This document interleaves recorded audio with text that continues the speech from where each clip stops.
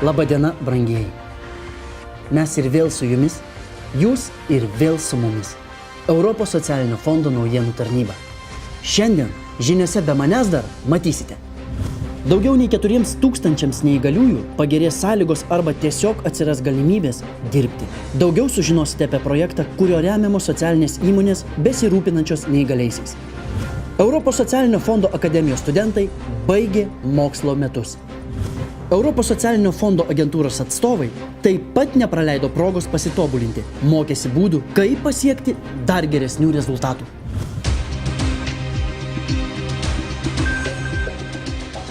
Jūsų dėmesiui pristatome dar vieną daug gyvenimų pakeisinti projektą.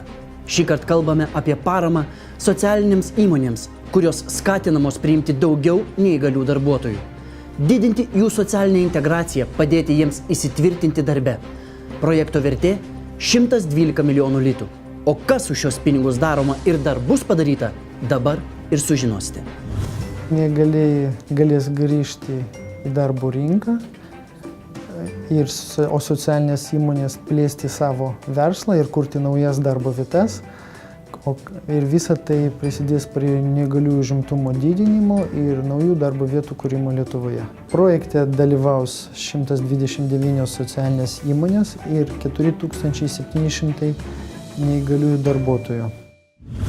Europos socialinio fondo akademijos studentai iš 45 gimnazijų jau baigė dar vienerius mokslo metus, o pabaigtuvės įspūdingos. Vasaros stovykloje prie Guostos ežero. Čia aktyviausiai tapė rankomis, šoko flešmobą. Tikrai labai linksma buvo. Akademijos studentai dar daugiau sužinojo apie įvairius Europos socialinio fondo projektus. Dalyvavo konkursuose, žaidė žaidimus. Aš net pavargau vardinti. Tik Europos socialinio fondo akademija gali taip sezoną pabaigti. Žodžiu nėra žodžių. 3 žodžiai. Nerealu. Tikrai. Nerealu.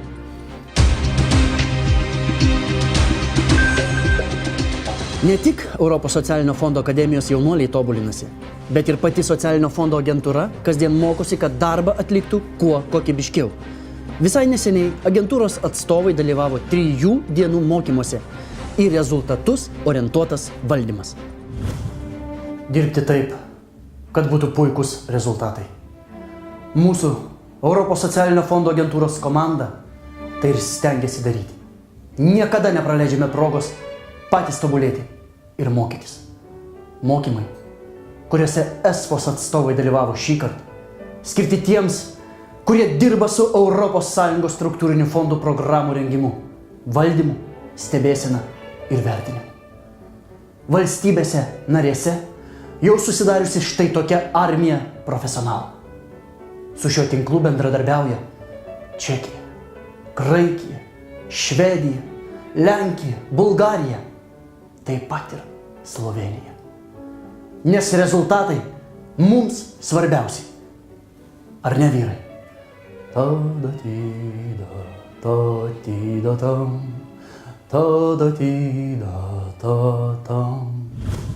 Žodžiu, būsiu trumpas. Iki, mano mielieji. Ir dar jūsų laukia sportas ir orai.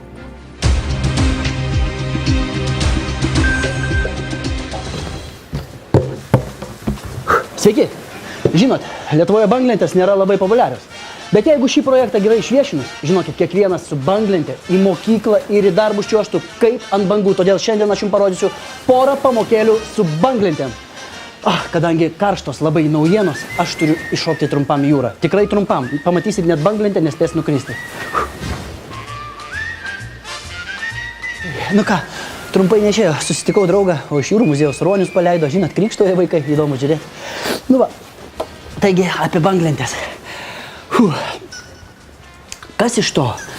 Jeigu tu nepriekaištingai bangas gaudai, viską kokybiškai nerealiai darai, bet niekas nemato. Reikia, kad apie rezultatus sužinotų kuo daugiau žmonių. Pavyzdžiui, jeigu vyktai Europos socialinio fondo projektą, tai reikia jį viešinti kuo geriau ir kuo plačiau. Taip kaip ir darant mostus su banglente. Taigi pirma pamoka, prisiglaudžiate banglentę, pasirenkat vandens telkinį, nesvarbu, prūdas, kūdra, ir tada mostai kuo geresni ir kuo platesni, kuo geresni, kuo platesni, kuo geresni, kuo platesni. Taip, pirma pamokėlė baigta. Taigi, reiktų taip pat žinoti, kad Kūrėme Lietuvos ateitį logotipas yra būtinas. Uždėti nuorodą aišku į Europos socialinį fondą. Aišku, projektų pavadinimą nurodyti ir viskas. Paprasta ir aišku, ar ne? Nereikia gyvenimo apsunkinti nereikalingą informaciją. Taip sakant, ir aišku nurodykit, kokios naudos projektas neša. Pavyzdžiui, kai aš projektuoju bangas, tai tik malonumas. Grynas malonumas. O kad jūs patirtumėte šitą malonumą, antra pamokėlė. Taigi, banglentės įkišote tarp kojų, pasiemate savo delniukus ir kaip garlais. Kad dūmai rūktų. Taigi, antra pamokėlė baigta. Tai va, projektuose dalyvavusių žmonių patirti įspūdžiai irgi labai svarbu. Nepamirškite. Taigi, panaudoti juos viešinant projektą. Labai gera idėja. Labai, tikrai. Klausykit, neturiu laiko. Gera banga atsirita. Kaip sako, gera banga atsirita. Blogos mintys nusirita. Iki.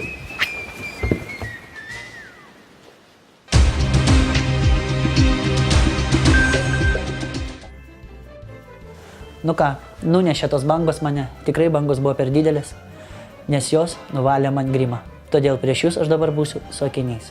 Bet nieko. Svarbu, kad lietaus nėra. O ryškų saulės spinduliai pranašauja gerą vasarą ir gerą kompaniją. O kad kompanija iš tiesų būtų gera, reikia, kad Europos socialinio fondo agentūra būtų labiau partnerė, o ne kontrolierė. Ir aš jums noriu būti partneris ir jums labai atviras. Todėl aš jums pasirodysiu, koks aš esu be grimo.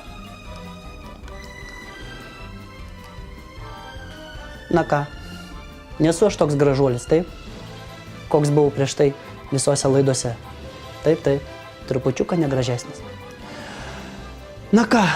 O kaip pasiekti, kad būtų partnerė, o ne kontrolierė, galite atsakyti jūs esf.lt tinklapyje, naujoje skiltyje mėnesio klausimas.